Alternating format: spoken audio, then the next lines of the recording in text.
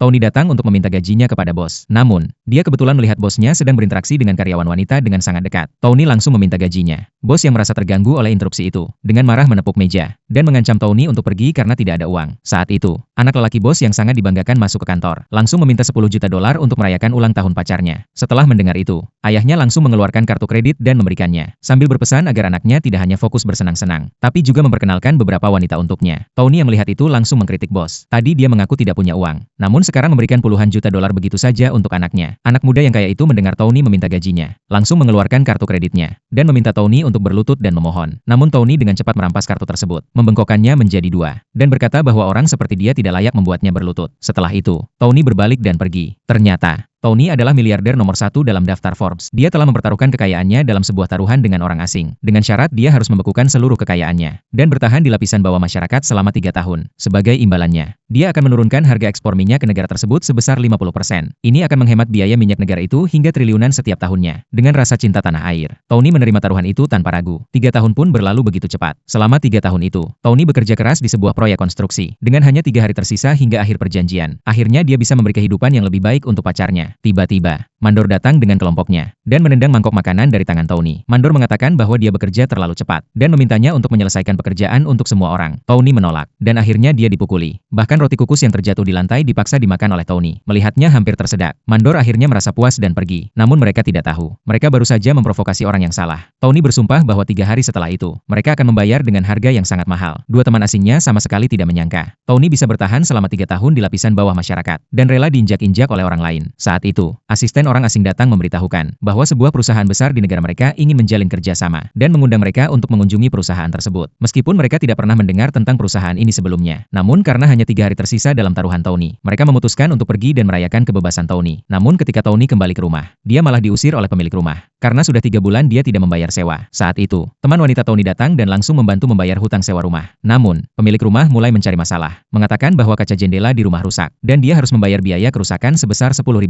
Tony merasa ini adalah pemerasan. Pemilik rumah yang melihat Tony tidak mau membayar, hampir saja melakukan kekerasan. Namun, tiba-tiba seorang wanita cantik datang dan menghentikannya.